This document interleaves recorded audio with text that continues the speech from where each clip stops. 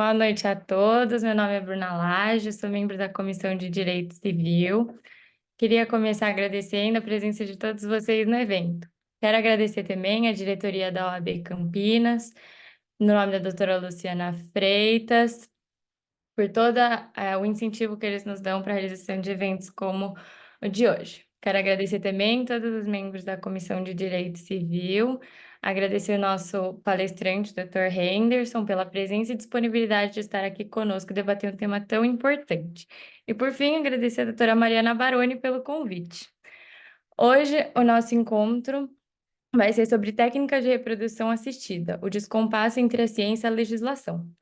O professor Henderson abordará os desafios e os avanços no campo da reprodução assistida em relação ao cenário jurídico atual. Por ser um tema bastante complexo, envolve diversas omissões legislativas e um tema muito atual. Por isso, vou passar a palavra à Fernanda para que ela possa ler o currículo do Dr. Henderson. Bom, boa noite a todos, né, inicialmente. Agradecemos aqui, né, logo a presença de todos, mais uma vez aqui com a gente nesses eventos. Vou ler um mini currículo do Dr. Henderson e depois eu passo a palavra para ele começar a nossa palestra, tá? O Dr. Henderson, ele é doutor em Direito pela PUC São Paulo, doutor e mestre em Bioética pelo Centro Universitário São Camilo, presidente da Comissão Especial de Bioética da OAB de São Paulo, diretor da Sociedade Brasileira de Bioética, professor de Direito Constitucional da PUC Campinas, professor de Bioética do Hospital Israelita Albert Einstein, foi membro da Comissão de Direito Médico do Conselho Federal de Medicina e é membro da Comissão Intersetorial de Saúde Complementar, né, do Conselho Nacional de Saúde. E não menos importante, advogado, né? Então, eu passo a palavra já para o doutor Henderson começar a palestra e depois a gente vai abrir para algumas perguntas e a gente poder discutir o tema e tudo. Muito boa noite, senhoras e senhores. Quero começar agradecendo a presença de todos vocês e, em especial, ao convite que gentilmente me foi feito pela Comissão de Direito Civil da OAB de Campinas. Quero agradecer aqui, em especial, ainda a presença de duas pessoas que, por quem tenho muito carinho, me acompanham há um tempão. Primeiro, a Maria Clara, que a gente já se conhece já de longuíssima data, e ainda mais antiga que a Maria Clara é a Maici. A Maici, eu nunca contei essa história em público, tá, gente? Eu conheci a Maici, eu estava no segundo ano da graduação. A Maici foi para Franca. Franca é muito longe. Não sei se vocês conhecem Franca, se alguém já estudou em Franca, mas Franca é muito, muito, muito longe. E teve uma semana jurídica lá envolvendo biodireito, a Maici foi lá apresentar trabalho, perdeu o ônibus de volta, eu tive que sair correndo com o carro atrás do ônibus. Vocês não fazem ideia, parando, dando sinal para o ônibus, para ele encostar, para ela não perder o ônibus de volta a Campinas. Grandes aventuras. E depois eu achei, nunca mais vou ter notícias, né? Qual não é a surpresa que a gente continua tendo notícias, sabendo do outro, super curtindo as publicações, assim por diante. A vida é realmente um ovo. Então, um prazer imenso estarmos aqui. Eu já peço desculpa para vocês vão ver minha zebra aqui. Uma hora claro, uma hora escuro, porque eu precisei vir com urgência para Brasília. E agora essas coisas aqui de Brasília, de flat, para ser aconchegante, eles colocam tudo meia luz. Então, tudo que daqui até a geladeira está aberta para poder fazer luz aqui e ficar um pouquinho mais claro, tá? Então, não reparem nessa iluminação horrível que está aqui. Está tendo protesto, quase que não chego na hora, por isso esses minutinhos atrasados. Mas vamos ao que interessa, que é o tema. Gente, eu poderia dizer que a palestra, o nome poderia ser o distanciamento, não da técnica para a norma, mas da norma para a realidade. Antes de falarmos de reprodução humana assistida, eu queria fazer um pequeno apanhado que eu sou apaixonado por bioética e biodireito. E algumas coisas são importantes de sabermos. A primeira delas é que sempre estaremos desatualizados em biodireito. Hegel dizia já isso na filosofia do direito dele, que o direito sempre chega tarde. Em biodireito, quando a gente descobre a existência de algo e quando a gente consegue pensar uma resposta de como regular alguma coisa, nós já temos algo mais complexo existindo que nós nem imaginamos.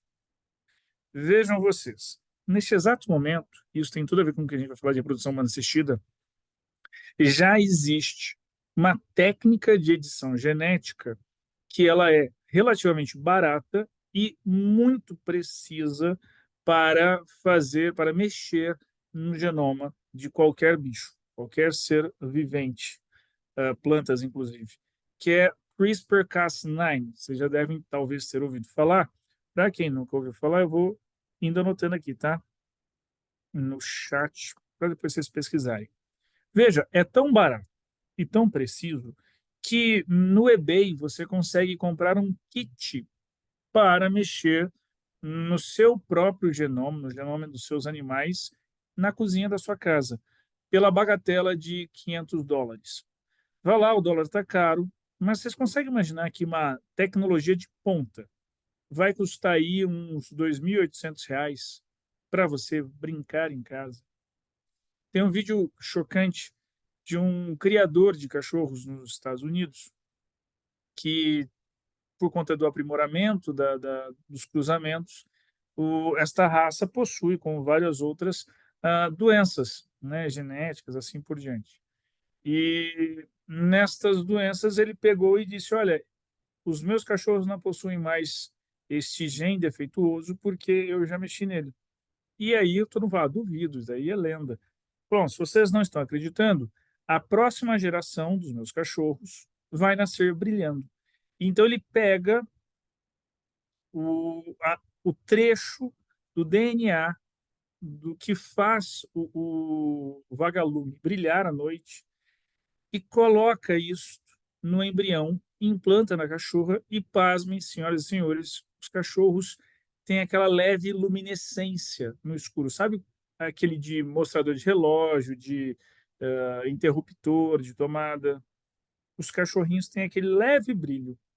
É só inferno, né? Imagina o gato que já adora correr à noite, correndo, brilhando desse jeito aí. E qual é o instrumento que o direito possui para regular isso? Não possui. Assim, Henderson, mas é proibido no Brasil você fazer engenharia genética. Mas eu estou falando que o eBay entrega na sua casa. Como é que você fiscaliza quem é que está fazendo, quem é que não está fazendo? O simples fato de proibirmos não resolve o problema. Em matéria de reprodução humana assistida, isso daqui é uma realidade. Vamos falar de reprodução humana assistida. Primeiro, nós precisamos compreender que a reprodução humana assistida, ela, assim como incontáveis temas da bioética, ela possui uma regulação híbrida que se dá tanto pela adaptação da legislação existente, quanto pela utilização de regulação específica feita pelos órgãos que se entendem competentes para isso. Por exemplo, no caso de reprodução humana assistida, a gente vai ter a vedação de engenharia genética como um crime, está na lei de biossegurança, e nós vamos ter, até o momento, alguma coisa de Código Civil vai ampliar, se o que está na reforma passar, isto vai ampliar bastante. E nós temos resolução do Conselho Federal de Medicina, que cá entre nós, às vezes, não é porque isso é feito por médicos que é o mais adequado e o mais atualizado. Muito pelo contrário. Veja que em 2021, o CFM editou uma resolução super atualizando para as novas demandas, porque a anterior era de 2013. E esta nova resolução ela trouxe uma obrigação de uma ação judicial para descarte de embrião. Então, veja, uma pessoa, um casal, qualquer programação parental que seja, fertiliza embrião para implantar em si, em alguém. Na hora de descartar, a despeito da lei de biossegurança já falar da possibilidade de doação dos embriões inviáveis, de doação após o período estabelecido pela lei, ou ainda do descarte imediato, a resolução veio e falou: não, é preciso pedir um alvará judicial, tem que pedir uma autorização para o juiz. Gente, o juiz vira e diz: mas a lei não fala que eu tenho que autorizar. Com base em que eu vou autorizar? Então, veja que era uma resolução horrível, criava-se uma norma moral. Então, veja que a regulação que nós temos, ela não só não abrange todas as possibilidades, mas às vezes ela nos coloca em algumas furadas que nós temos que aprender a fazer essa leitura aqui. Daí a irrelevância de se entender muito bioética. Eu não sei se vocês já ouviram falar sobre isso, mas a bioética ela é fundamental para nós interpretarmos os fatos jurídicos. E aqui vem um clássico exemplo da praia de nudismo, que eu sempre falo, e para quem não conhece, vou repetir aqui. Alguém já foi numa praia de nudismo? Levante a mão, um de cada vez. Eu já fui. Levanta a mão. O que é engraçado é que ninguém nunca admite. Pode discretamente, não tem que abrir a câmera, só levantar a mãozinha como se fosse falar alguma coisa. Ninguém fala. Bom, a Fernanda falou. Olha, temos uma pessoa corajosa aqui. Veja, Fernanda, se quiser contribuir, fique à vontade. O que torna uma praia de nudismo uma praia de nudismo? As pessoas costumam equivocadamente dizer: ah, é, na verdade, as pessoas ficarem nuas. Veja só, não é só isso, Fernanda. Se você for em Copacabana, no Carnaval, você vai ver as pessoas nuas também ali, amanhecendo nuas, e não é uma praia de nudismo Copacabana. Então não é só as pessoas estarem nuas ali. É uma placa. É uma placa que está escrito proibido usar traje de banho. Veja, esta placa na areia da praia, ninguém tem dúvida. A norma estabelecida é o quê? Tire toda a roupa. Mas imagine que vocês, assim como o Maici e eu, na nossa época de universitário, tivesse o hábito de colecionar bens não colecionáveis, do tipo placas, cones, semáforos e assim por diante. Eu só estou falando porque já prescreveu, tá, gente? E eu pego aquela placa, proibidos atrás de banho, que está na areia da praia, está estabelecendo a conduta de tire toda a roupa, saio com esta placa e abandono esta placa onde dá e fica na frente de um estabelecimento, de um restaurante, desses que existem também à beira-mar. Quando você vê essa placa, proibido usar traje de banho, na entrada de um restaurante à beira-mar, qual é a conduta social que essa placa passa a nos dizer? Não é um restaurante nudista, certo? Pelo contrário, está falando para você colocar mais roupa, não sair parecendo um bife a rolê cheio de areia e entrar no restaurante. Veja que a mesma placa nos dá duas condutas socialmente diferentes. Tire toda a roupa e coloque mais roupa. E com isso vocês acabaram de compreender o que é o fenômeno do pós-positivismo. A norma é diferente do texto normativo. O texto normativo é sempre a norma interpretada, norma é sempre o texto normativo interpretado conforme o contexto, porque é o contexto que diz o modo de interpretar aquela norma. E no âmbito dos nossos temas, qual é a técnica que nós temos para interpretar contextos? Uma pessoa desmaia. Você corre lá no shopping Parque Pedro II, pega o desfibrilador, que agora por lei tem que ter nesses lugares, grita clear, abre a camiseta do paciente, quando você vai desfibrilar, eis que está lá tatuado, não ressuscite. Isto é uma disposição antecipada da vontade? Ou você está pensando que se você não ressuscitar, você vai cometer um crime de homicídio decorrente de omissão de socorro? Eu tenho duas placas incidindo sobre o mesmo fato. Qual é a técnica jurídica que eu tenho para interpretar? Bioética. E é por isso que vocês precisam entender muito de bioética para conseguir aplicar o suporte normativo que nós temos disponíveis para as situações muito complexas que nós temos na reprodução humana assistida.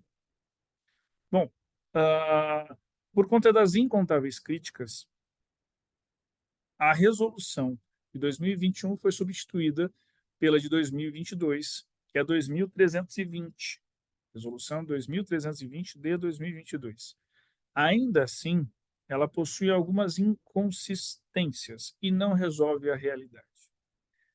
O mundo real, gente, é um mundo de brasileiros adaptando o que dá. a técnica de reprodução assistida no Brasil, ela é muito cara. Está disponível no SUS, mas com uma longa fila que não dá esperanças para quem sabe que tem uma janela de oportunidade de fertilidade. Isto faz com que as pessoas procurem realizar inseminação caseira. O que é a inseminação caseira? Eu sei que ninguém aqui usa Facebook mais, mas entrem novamente no Facebook para vocês terem essa experiência antropológica. Existem grupos de troca de informação sobre isto no Facebook, em que as pessoas trocam entre si como é que elas fizeram e o que deu certo. E, aqui vem o mais grave, essas técnicas não são baseadas em evidências, não possuem nenhuma segurança, nenhuma biossegurança de evitar a transmissão de doenças, assim por diante. E também nesses grupos existe a procura por doadores de gametas. E aí há homens que se vangloriam nesses grupos de já terem feito mais de 50 doações e sem qualquer controle de nada. Então, vejam que a realidade como ela é muito mais complexa do que a regulação que nós temos disponível. E aí imagina só vocês, uma mulher que faz o seu planejamento familiar por meio de inseminação caseira, quando ela depois vai registrar essa criança, ela vai indicar só o seu nome, como mãe, pai desconhecido. Agora imaginemos que então nenhum problema até aqui. Imaginemos que é um casal de mulheres que vai fazer esse registro. A mãe é conhecida porque uma das mães é conhecida porque ela é quem gestou. Mas a outra mãe não poderá ser registrada porque não tem um documento emitido pela clínica que fez a reprodução assistida para fins de confirmar. Não tem os termos assinados que o CNJ exige para o cartório reconhecer. Então, vai ser necessário entrar com uma ação de sócio-afetividade. Olha o trabalho. Vamos complicar um pouquinho mais. Imaginem vocês que seja, na verdade, um homem fazendo este planejamento familiar. E faz a técnica de inseminação caseira numa relação de gestação por substituição, gestação humanitária, gestação por subrogação ou barriga de aluguel, como queiram, que é o nome que as nossas novelas utilizam. Veja, como é que você diz que a gestante, ela não é a mãe, ela só é a gestante? E como é que o pai consegue dizer ela não é a mãe, ela só fez a gestação? E aí a gente vai ter que usar o mecanismo de dação em doação? Como é que ficaria esta... ah, é, é, como é que funcionaria esses trâmites todos? E se fosse um casal, dois homens, como é que você consegue dizer e colocar os dois ali e afastar a figura da gestante? Isto está acontecendo no dia a dia. Não é algo que é ficção científica, não é algo que eu estou inventando. São problemas que nós temos, inclusive, precedentes, e já analisando casos como este que eu estou mencionando para vocês. Não é o único problema regulatório. O Código Civil vai dizer que é proibido você fazer comércio de gametas, de células, de órgãos, de tecidos. Está no Código Civil. Sim, no Brasil. Mas quando você tem uma transação internacional, não vai incidir o Código Civil. Senhoras e senhores, o Brasil é o país que mais importa gametas escandinavos. Então, existe uma situação em que planejamentos familiares feitos no Brasil querem ter acesso a material genético que vai gerar uma criança com um fenotipo alto, loiro, de olhos claros. há um embranquecimento da população causado pelo desejo cosmético que uma determinada camada da população que tem acesso a recursos, você imagina só, já não é barato fazer reprodução assistida. Fazer isso importando gametas não é barato mesmo. Então, nós temos um grupo social no Brasil que quer se embranquecer, que quer ter características nórdicas, ou então, como é permitido nos Estados Unidos, ter acesso a bancos genéticos em que você escolhe, esse daqui fez Harvard, então é mais caro porque supostamente é mais inteligente. Esse daqui fez tal faculdade. E as pessoas estão importando isso. Então não é porque é proibido no Brasil que na prática não acontece. E da mesma forma vem outra falha da regulação brasileira que diz respeito à gestação por substituição. No Brasil, a gestação por substituição, a gestação humanitária, ela primeiro precisa ser voluntária, preferencialmente familiar. Tem que ser alguém até quarto grau, ou seja, até uma prima. Não achando, pode ser qualquer outra mulher. A Resolução 2320 traz uma inconstitucionalidade aqui. Precisa ser uma mulher que já seja mãe de uma criança viva. Pergunto para vocês, qual a diferença biológica e jurídica de uma mulher, uma criança viva, para uma mulher sem criança, ou que tendo criança não esteja viva? Eu fiz essa pergunta para o CFM, porque não fazia sentido algum. Até hoje, ainda não faz. O CFM não soube responder. Ele me deu toda a documentação do trâmite do processo administrativo, mas em relação a isto, foi algo que surgiu no texto final. Vamos lá. Em um belo dia, alguém, num bate-papo, num debate, me deu uma sugestão. Pode ser porque há o risco de perder-se o útero na hora do parto, ou alguma complicação da gestação, e essa mulher nunca vai poder ser mãe. Ok, nós temos esta hipótese. E o CFM poderia ter me respondido que é por causa disso, caso ele entendesse, ou foi esse o motivo que levou ele a restringir.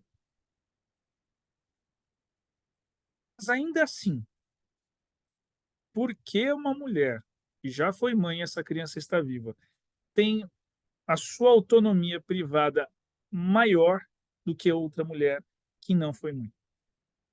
E mais ainda, por que uma mulher que ainda não foi mãe não pode querer assumir este risco da gestação, ainda que implique na perda do útero? Entende que é um discrimen jurídico insustentável constitucionalmente? Então, por mim, é inconstitucional. Uma vez que você informou, olha, tem um risco, você não foi mãe, e tem um risco de você nunca mais vir a ser, porque pode perder o útero, e a pessoa fala, ainda assim eu topo o risco. Por que que existe um paternalismo que impede essa pessoa? E note que paternalismo aqui é uma palavra que indica o gênero masculino. É interessante esta questão de gênero na violação de direitos de mulheres aqui também. De todo modo, esta relação com a gestante humanitária não pode ter qualquer pagamento, salvo aqueles dos próprios cuidados médicos. E aqui vem a pergunta que eu faço a vocês. Numa relação em que há uma gestação e é rompida esta relação, não cabem alimentos gravídicos? Porque na relação do casal com a gestante em substituição não caberia também alimentos gravídicos? Já que o alimento gravídico é para a criança que está sendo gestada. E aí vem um outro ponto. Qual seria o valor adequado para ser feito a título de pagamento de gestação, de alimentos gravídicos na gestação por substituição? R$ 10.000 por mês é adequado? R$ 100.000 por mês? Quanto que seria adequado? É interessante porque seria melhor que isso estivesse regulado. Na ausência dessa regulação, que me parece fazer todo sentido, existe verdadeiro comércio paralelo de úteros. Existe um mundo paralelo em que as pessoas fazem isso. E quando não faz isso no Brasil, existe agência de turismo que organizam viagens internacionais para paraísos regulatórios em que é possível fazer a relação comercial. A Ucrânia era um dos destinos prediletos, tanto que quando estoura a guerra e as crianças nascem, os pais não conseguem ir lá buscar. Tem uma foto muito marcante de um galpão com vários bercinhos dessas crianças que nasceram. Outro destino que também teve guerra, está em guerra, Israel. Israel também é um destino desses. Vietnã, Tailândia, são outros destinos favoritos também para buscar esse tipo de negócio biojurídico. Aqui percebam, portanto, que nós temos relações que elas são contratualizadas e são negócios jurídicos que possuem uma complexidade em si, que nós temos que dar um outro nome, que são os negócios biojurídicos. Porque imagine que esta relação contratualizada ela terá cláusulas existenciais. Você não pode fumar, você não pode beber bebida alcoólica, você não pode se alimentar de gordura, você não pode comer McDonald's. Uma série de restrições justamente em prol da gestação da criança. E aí vem alguns limiares ainda muito complexos, que é até onde, qual é o nível de risco que esta gestante humanitária, ou em substituição, qual o nome queiram dar, ela deve assumir. Ou seja, num risco tido como leve, começou a ter uma pré-eclâmpsia, por exemplo. Pré-eclâmpsia já seria um risco até moderado. Numa pré-eclâmpsia, ela pode querer abortar ou ela tem um dever de continuar suportando? E como é que a gente estabelece essa escala de riscos que são toleráveis, os riscos que já não são mais toleráveis, ela pode aí não querer mais realizar a gestação? E se nós tivermos um caso de wrongful birth? Eu não sei se vocês conhecem, mas existe uma hipótese de responsabilidade civil no Brasil. Eu acho que eu estou com um dos primeiros casos, talvez. O que é isto? É um nascimento que não poderia ter acontecido. O embrião, você já vê que possui uma síndrome muito complexa por causa de alguma mutação cromossômica, que, caso venha a nascer, ele sofrerá deveras essa criança, motivo pelo qual não deve ser implantado aquele embrião. Mas, e se aquele embrião for implantado? Erroneamente, propositalmente, o que quer que seja, mas não deveria ter sido, essa criança nasce, para surpresa dos pais, e aí caberia uma responsabilidade.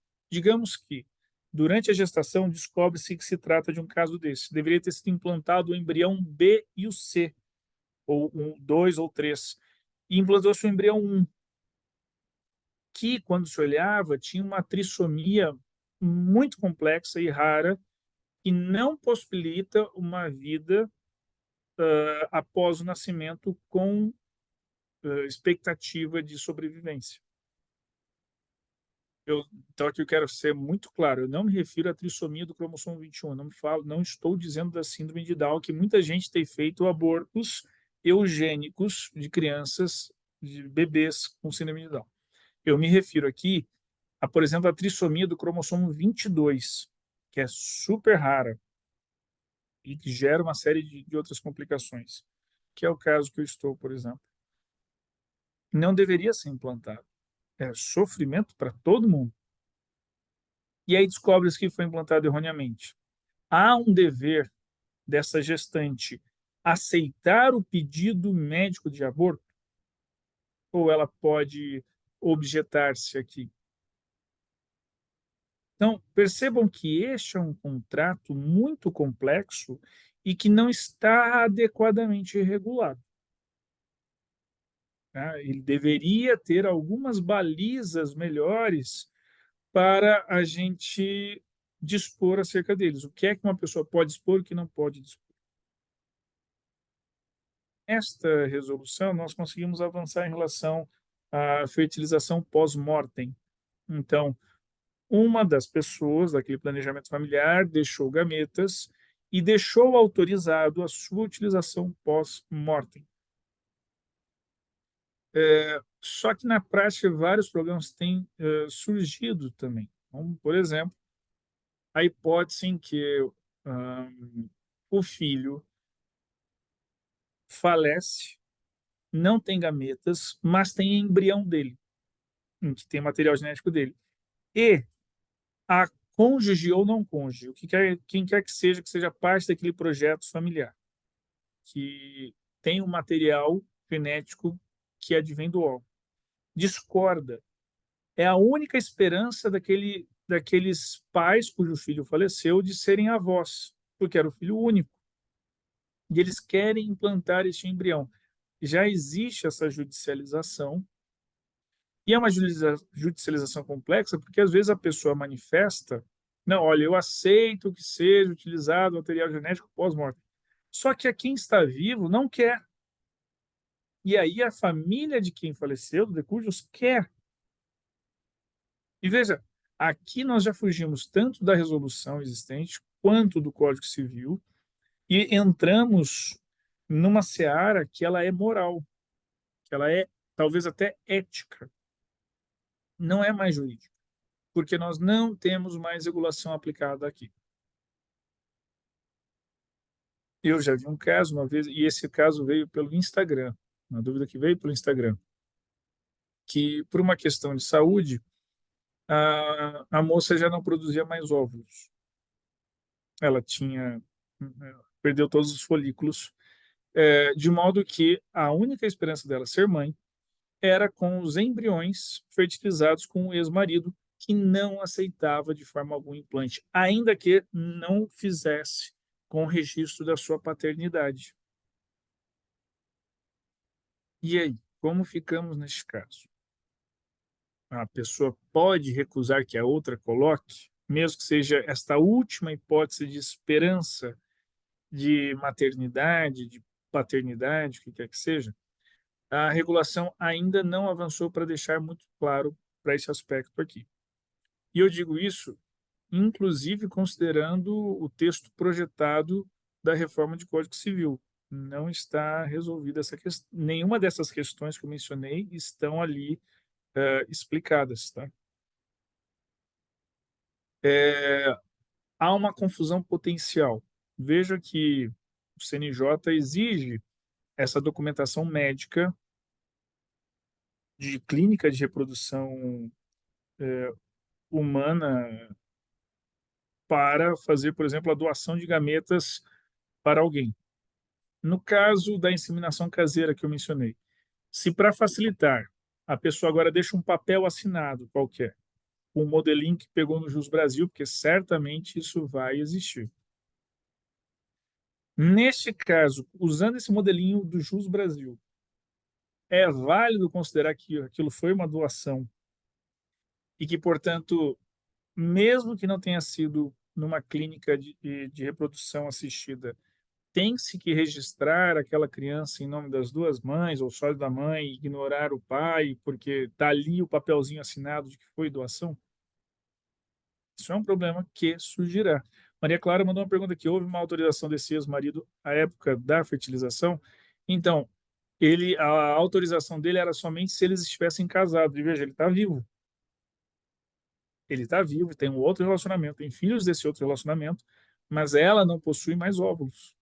Tá? A única esperança dela ser mãe é com aquele embrião que tem os últimos dos seus óvulos ali. Complexo, né? E aí você vai ter que decidir por equidade, assim. Realmente não tem mais como decidir por ali.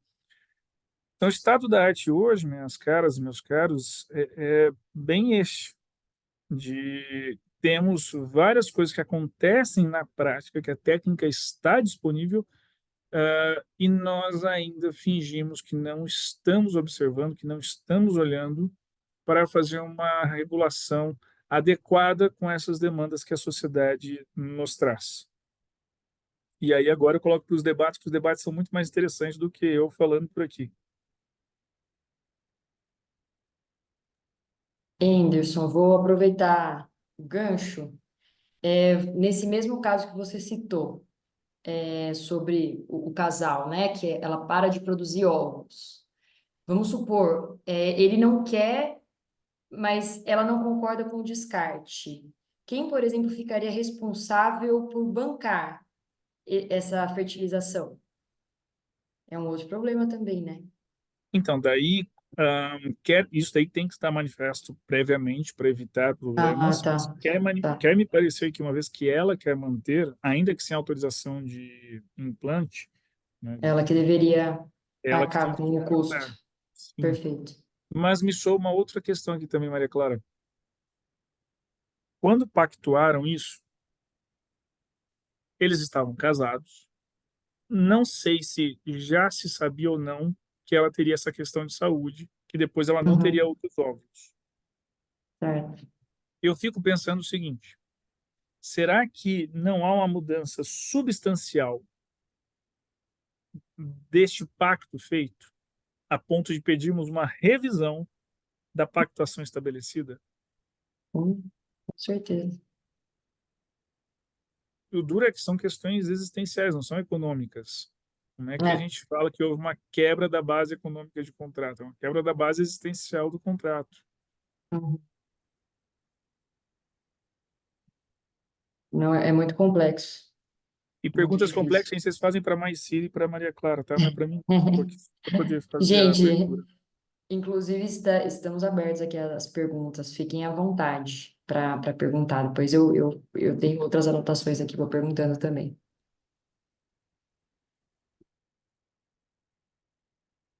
Ah, tem que levantar a mão e abrir a opção, né? Eu vou aproveitar ainda esse tema. Existe nesses pactos que são feitos, né, quando daí da questão já da guarda do embrião e tudo, alguma coisa em relação a posterior, de pensar posterior, porque na verdade assim, se ela utiliza esse embrião, tá? Se ele autoriza ela a utilizar esse embrião, mesmo eles não estando juntos. Isso depois ela de repente como uma mãe solteira e tudo, os filhos terão direitos. Ali vamos falar agora em relação à sucessão mesmo, né? Terão direitos aos bens, ao reconhecimento do pai, ou não na época do registro. Como isso é hoje? Se já tem algum caso assim, ou se está tudo ainda tão recente, tão não legalizado, que a gente ainda não chegou nessa fase? Fernanda, e neste caso, então, vamos lá, para todo mundo entender o exemplo da Fernanda. Era um casal que fez a reprodução humana assistida, fez a fertilização in vitro, possui embriões, esse casal rompe, ela quer continuar e quer implantar, ele não. Mas ele topa que ela faça, só que fique com ela. É isso, né? Neste caso, é necessário fazer uma novação do termo de consentimento para transformar aquilo num termo de doação de gametas. E aí, com isso, ele passa a ter alguma proteção. Qual é essa proteção? A de não ser reconhecido com os deveres e os direitos de pai. Tá? Então, veja, se lá no futuro ele quiser vir e falar, não, mas agora eu mudei de ideia, quero que registre. Não sei como é que vai ser feito. Mas, por outro lado, se o filho que nasce queira saber qual é a origem genética dele, a jurisprudência que se pacificou no Brasil é que ele tem o direito. Então, ele pode saber, por exemplo, se aquele doador ele tinha algum problema de saúde, se ele tinha alguma questão genética hereditária que possa lhe dizer a respeito. Então, a jurisprudência tem quebrado o sigilo do doador para esses fins. Então, até mesmo o texto que está sendo projetado, ele já prevê isso. A quebra do sigilo, do anonimato, para fins de conhecimento da procedência genética. Mas só. Não é para estabelecer um vínculo afetivo, uma convivência, nem nada dessa natureza. E ele fica, de fato, resguardado quanto a obrigações e tudo. Tá. Fica, desde que ele tenha esse termo de doação, né, que seja feito. Felipe fez uma pergunta ali. Em caso de casais LGBT que convencionaram a reprodução assistida, como funcionaria, por exemplo, se a gestante entrasse com uma ação de alimentos? Felipe, você está, por exemplo, pensando num casal de homens que faz uma gestação por substituição, dela entrando com esta ação de alimentos contra ele? É esta a hipótese que você está pensando? Então, nesta hipótese, haveria uma violação de contrato. Por quê? Seria possível pensar numa ação de pensão alimentícia, só que somente se não estivesse cumprindo-se o contrato. E aí seria um problema grave. Ninguém prevê a quebra desse contrato que acontece. Imagina que, de repente, o casal ali vira e diz: olha, a gente não quer mais essa criança. E aí? Mas pode ser uma possibilidade, por exemplo, ela receber alguma coisa de dinheiro que ela esteja sentindo que não está sendo suprido ali e que ela esteja precisando e que ninguém pode dar para ela porque a resolução do Conselho Federal proíbe que alguém pague qualquer dinheiro para ela. Seria possível ela fazer isso.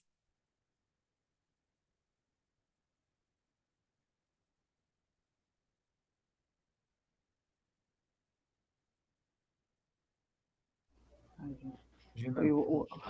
É, e como é que está essa questão, até, né, em relação aos médicos, aos enfermeiros, a quem participa dessas reproduções e tudo, em caso de, como você estava dando o exemplo, de repente foi implantado um embrião errado, né? Como é que está sendo a responsabilização aí civil, né? De repente até penal também, em relação a esses profissionais da saúde? Bom, em relação à clínica e o profissional biomédico, que é o responsável pelo cultivo do embrião, né, pelo desenvolvimento deste embrião, e pela organização dele, existe aqui uma obrigação de resultado, ou seja, não perder o embrião, né, não colocar o embrião errado. Em relação ao profissional médico em si, ele nunca tem como garantir o resultado, ele não tem como garantir que o embrião vai estar nas melhores condições. Então, ele avalia e fala: ó, não tem a condição adequada de acordo com o protocolo, não vamos implantar. A escolha de implantar ou não, ou seja, se tem condição ou não, se dá por um filtro do médico.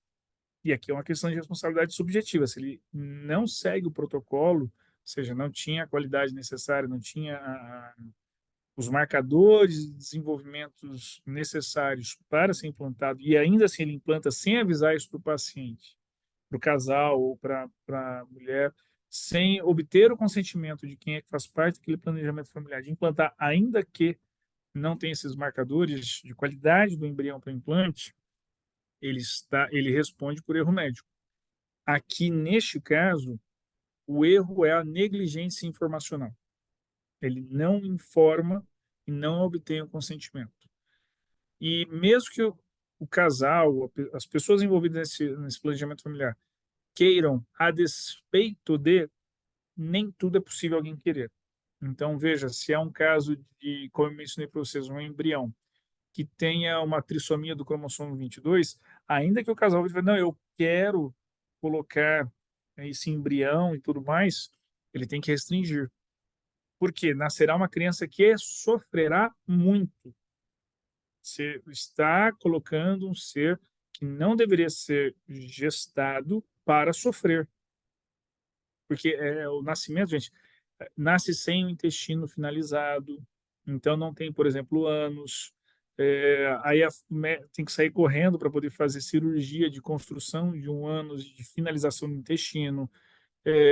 Uma série de complicações acontecem, né? Então, você vê que é impor um sofrimento que seria possível ter sido evitado, né? Então, o médico não pode aceitar que essa exigência dos familiares, né, das pessoas envolvidas, por exemplo. Ele tem que ter compromisso com isso também.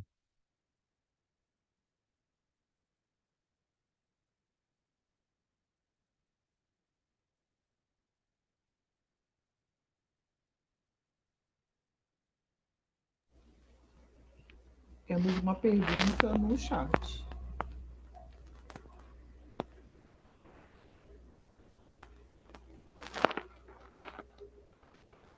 Perguntou: Boa noite, doutor Henderson. No caso citado pelo Felipe, seria possível já estipular no contrato o pagamento de pensão alimentícia em caso de desistência dos pais?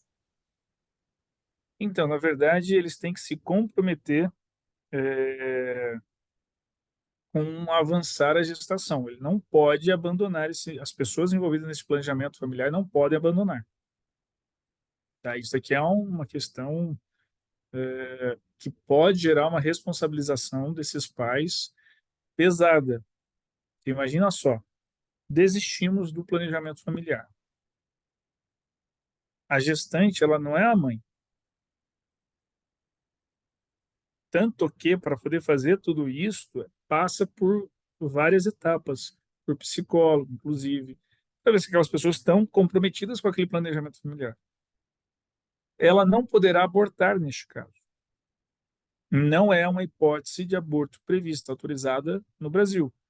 Então, ela terá que, olha que complexo, ela terá que chegar até o final, tal como ela se comprometeu, e aí essa criança vai para adoção, podendo o Ministério Público posteriormente entrar com uma ação contra as pessoas que faziam parte do planejamento familiar por abandono de menor incapaz, ou seja, se comprometeram com aquilo, geraram a criança, depois eu não quero mais, né? Tem aqui um aspecto complexo que me parece que seria possível.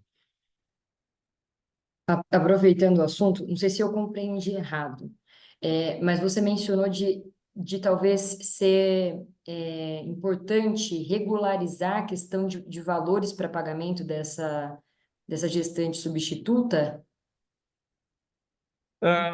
Não é praxe porque o CFM fala que não pode envolver qualquer valor e o Código Civil Tá. também não é possível fazer.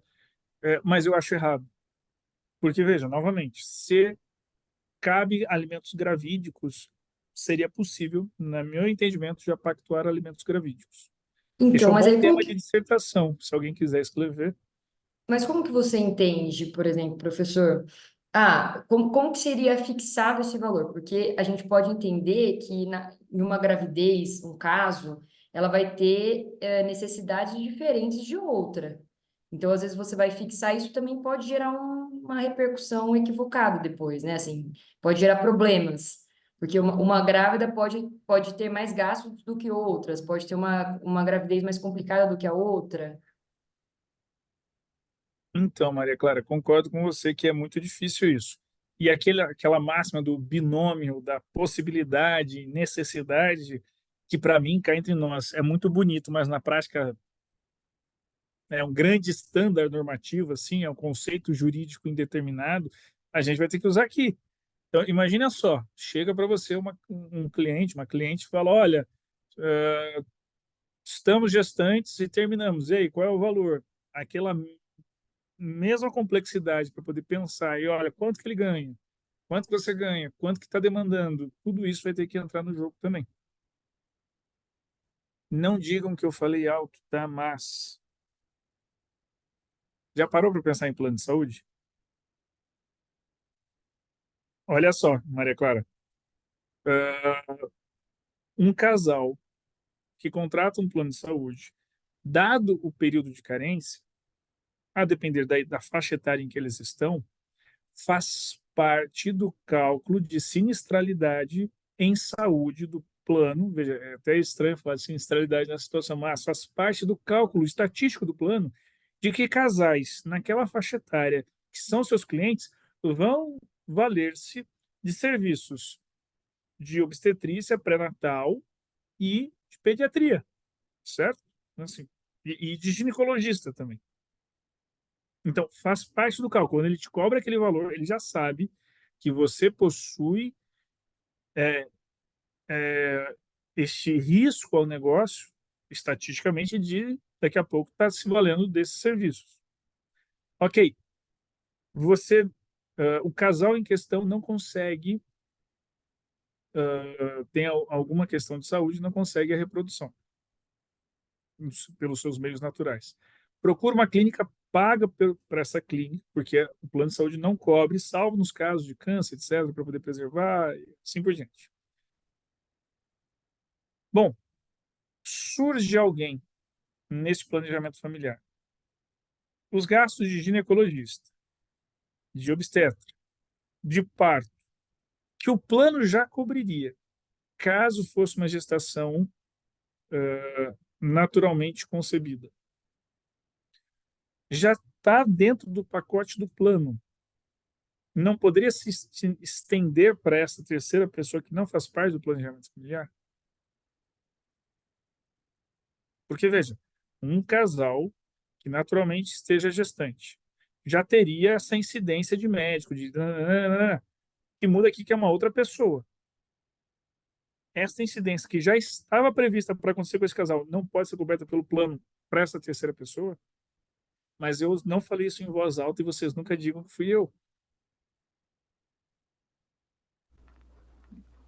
Tem mais uma pergunta aqui no chat da Nicole. Em sua opinião e com os recentes acontecimentos, o que o senhor acredita que seja mais urgente de ser resolvido na legislação brasileira? Diversos alimentos gravídicos. Ai, puxa, Nicole, porque assim, a gente pode resolver só os alimentos gravídicos ou pode já resolver a questão da importação de gametas e tudo mais, entende?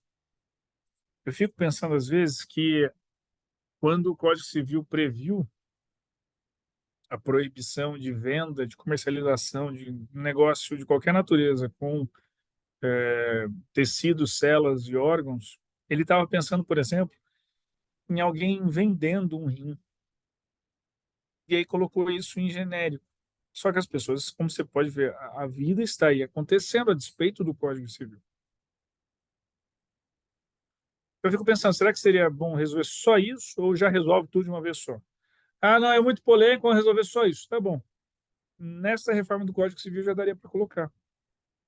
Porque entende que esse raciocínio que eu fiz, ele não é médico, ele é um raciocínio jurídico, de analogia. Se cabe alimentos gravídicos aqui, por que não caberia aqui? O CFM jamais vai ter condição técnica de fazer, de desenvolver isso. Então, acho que nesta reforma seria um bom momento de se inserir, por exemplo.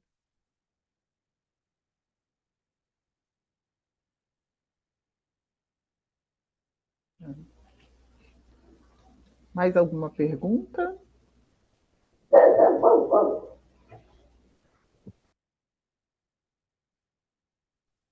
Eu tenho uma pergunta.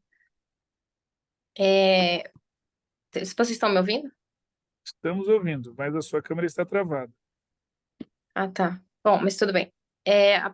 Abriu. A pergunta que eu tenho uma conhecida que fez essa reprodução doméstica, né? Assim, para que ela conseguisse ficar gestante junto com a companheira dela, que era uma outra mulher.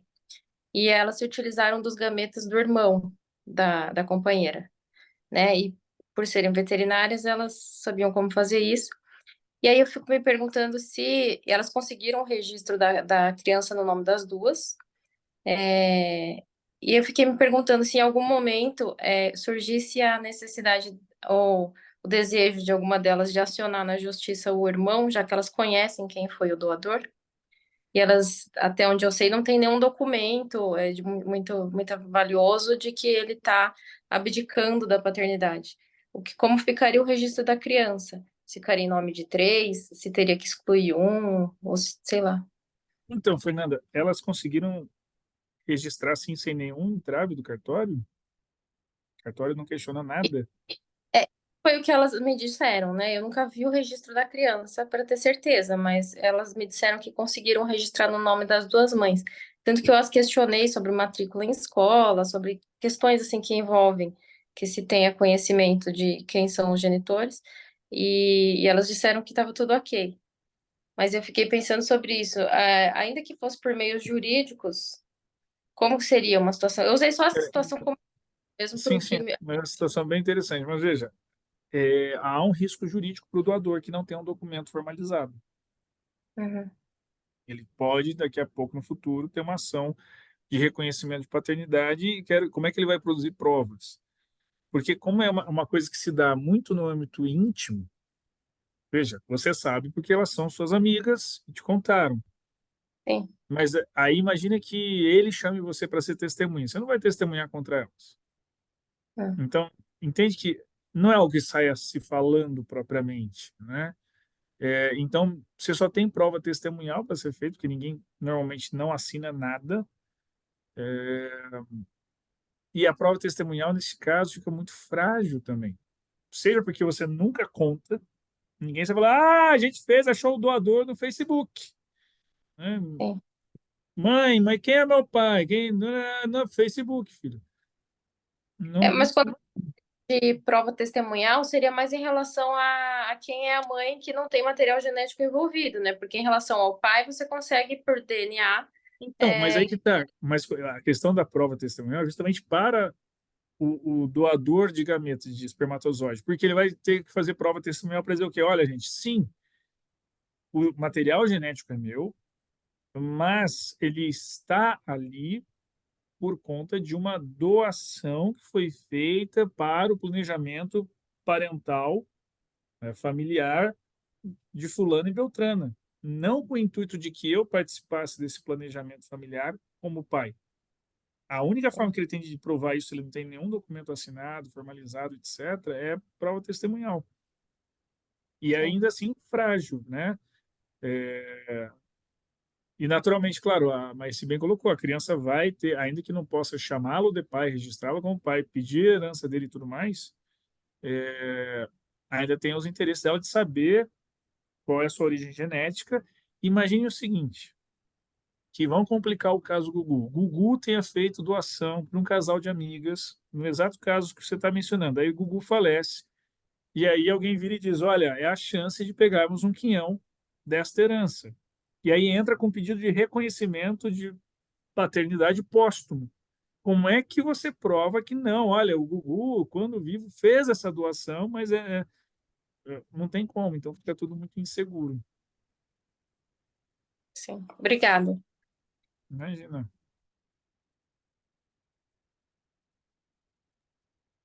Perfeito. Temos mais alguma dúvida?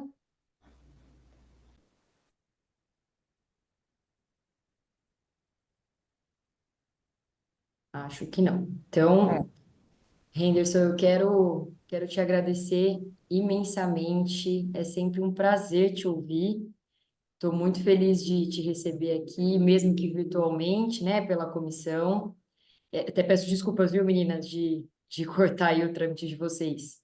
Mas é sempre muito, muito. Eu adoro todos os temas. Inclusive, pessoal, sigam o Henderson no Instagram, porque ele me atualiza de tudo. É por lá que eu vou me atualizando de todas as informações. Então, queria te agradecer muitíssimo mesmo, assim, de coração, por ter, enfim, é, despendido do seu tempo, né, para nos ensinar um pouquinho aqui.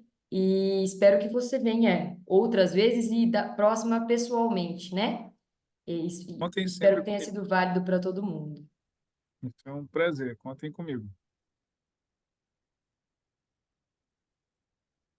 Então, gente, vou deixar aqui meus contatos aqui. Olha só, eu não estou com o meu livro Isso, aqui por para mostrar favor. para vocês. Normalmente eu falaria do meu livro, que é o Teoria do Biodireito, né? Então, que aí um pouco dessas coisas malucas que a gente falou aqui estão lá no Teoria do Biodireito, para quem se interessa pela área. Ah, mas se tem ali, fica apoiando a tela do notebook dela. Aí, obrigado pelo carinho. está ali, e é esse o livro que tem um pouco dessas maluquices que a gente falou aqui. Inclusive, já estou aqui com o tema para minha monografia, hein? Feliz. Ah, essa daí foi de bandeja, hein? De Perfeito, meninas, quebra tem um podem. orientador, né? De repente vai chegar um e-mail meu ali pro Wender. Pode me chamar para orientar, com o maior prazer. Ó, gente, a Maria Clara já agradeceu, já falou tudo que a gente, né, como membros da comissão, a gente agradece. Realmente, todo o conhecimento compartilhado hoje é o que a gente vive hoje em dia. Todo mundo vai ter um questionamento, vai ter né, tudo. Tenho certeza que tudo que ele falou a gente pensou. Ah, mas em caso, né, de duas mulheres, aí ele falou, né? Eu tinha feito aqui algumas perguntinhas também sobre o tema e tudo foi respondido. Então, assim, nada melhor do que a gente compartilhar informação do que a gente vive no dia a dia mesmo, né? E a gente está numa constante mudança aí de sociedade, de tudo, e o direito precisa evoluir, né? Então, eu acho que o professor colocou muito bem aí o que deve ser mudado, o que a gente deve pensar daqui para frente, né? Isso cabe aí, eu sei que tem alguns estudantes de direito aqui também que cabem a se mexerem para fazer essas mudanças acontecerem, né? Com orientação dos professores e tudo. Então, a gente só tem a agradecer a todo mundo que participou. Eu queria pedir só um favor, se vocês pudessem abrir um minutinho a câmera, claro, quem puder, para a gente fazer um print da tela e tudo, para a gente colocar lá no nosso Instagram. Avisar também que a palestra vai ficar disponível, né, se não me engano, é no YouTube, né, que ela fica, depois ela vai ser disponibilizada no YouTube. Só para a gente ver que a gente teve até um público bom, né, para uma terça-feira. Hoje é terça, gente, para uma terça-feira à noite, que a gente sabe que é complicado, né? Todo mundo vem correndo, muita gente aí falando que, ó, tô no trânsito e tá aqui, então a gente só tem a agradecer, tá? Vou ficar num ponto aqui que pegue a luz aqui do A programa. luz, Ajusta, ajusta sua luz aí. E eu vou fazer uma foto. Pessoal, sem vergonha, por favor, liguem as câmeras para que a gente possa fazer uma foto legal aqui para divulgarmos depois. Então vamos lá. 1, 2, 3 e. Ai, meu Deus, apareceu um outro negócio aqui. Vamos lá, de novo. 1, 2, 3 e. Perfeito, gente. Mais uma vez, muito obrigada. Obrigada pela presença de todos. Muito obrigada, Henderson, mais uma vez. Imagina, é um Não tem privilégio para mim. problema. Conte Não tem comigo sempre. problema, Karina. Não tem problema. O que importa é estar aqui. Então tá bom, gente. Muito obrigada, viu? Uma boa noite a todos Até, boa vocês. noite, até. tchau, Tchau, boa noite. tchau.